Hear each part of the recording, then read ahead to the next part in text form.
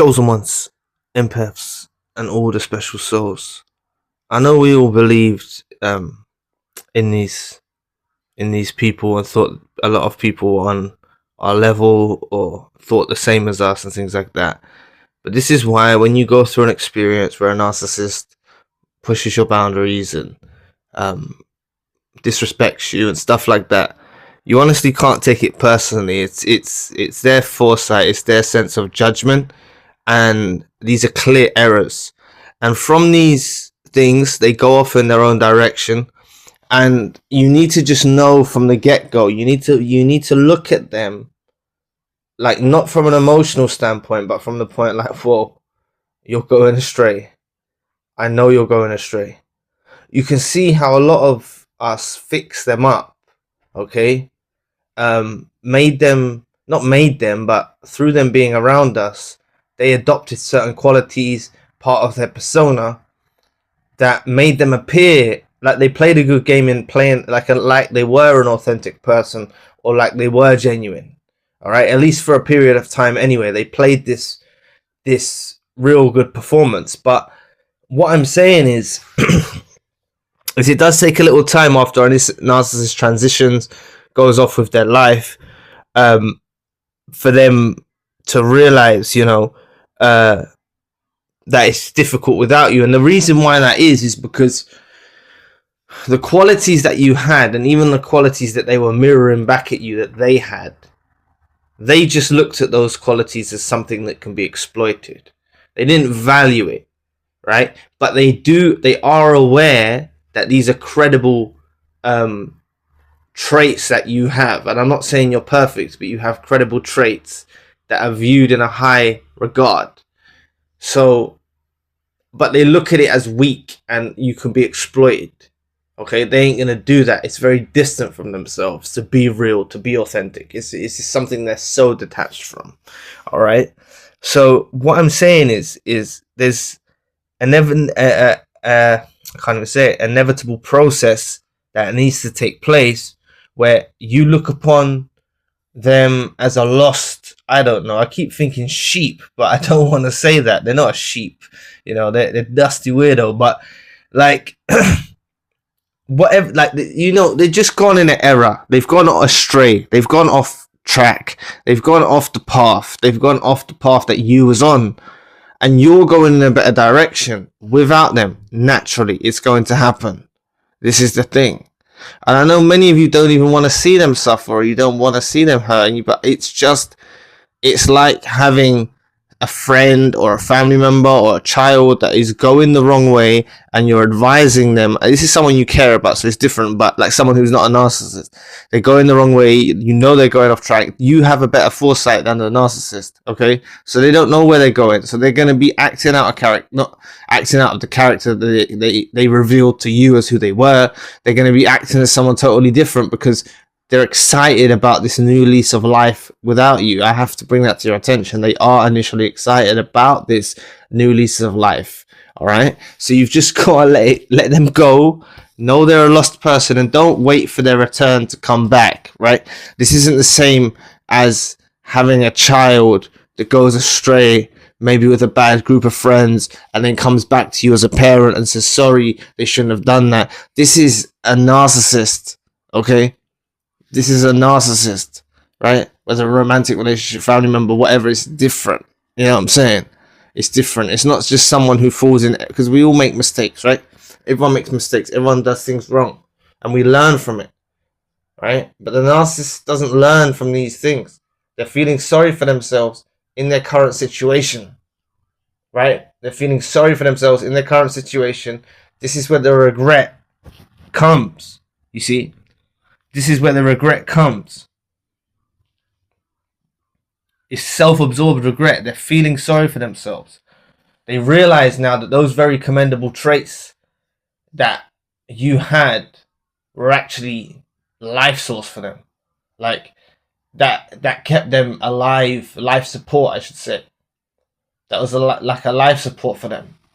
It kept them alive, like, it kept them regulated. It kept them in check to some degree. And they still displayed, deranged behaviors. But I'm telling you that without you, they go worse. Plus, they're in bad company, you know. And it's not nice, really, when like many of us cared about these people, right? And you thought they were right, but you just have to go with the side of, you have to lose those fond memories. You have to lose all of that. You have to realize that you were so asleep. This person was playing a game. Okay, they still revision with you, but they were still playing the game nonetheless. They wasn't being who they are, and you can't associate with people who aren't being themselves. It's better to wait your time, find real people, better company, than settling with these people who are inauthentic. All right, and I'm not saying that the chosen one empath, special soul, genuine soul, authentic soul is perfect. Okay, I'm not saying that, but you've just got to embrace that these qualities that you have are a significant impact on the narcissist. They are a significant impact, and just let them realize that. Don't be like, the thing is a lot of them go off and display stuff, and you get under the impression that they're content, right? And you're upset about how their life's going. You think they're living a good life, and them being aware that you think they're living a good life, that makes them like be content, you know, even if they're not, even if they're with some dusty new supply, or they're with, like, if they know that you're hurt, you're stuck, you're broken, they will enjoy that.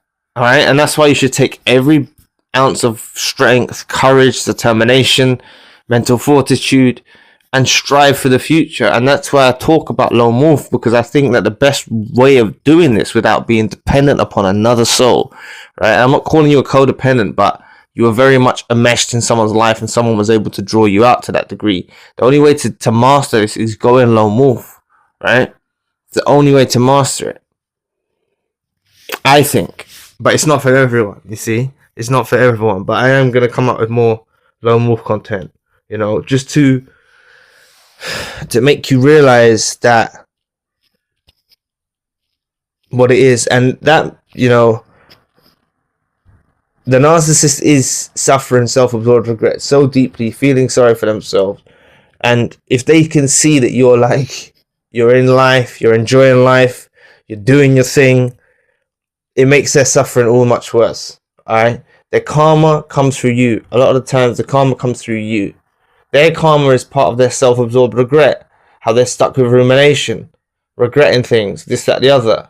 You're grieving like a death of a person in some sort of way, because the very person you knew this person to be, like all of us, was a fake. So it's like a death, right? When you feel close to someone, this persona, right?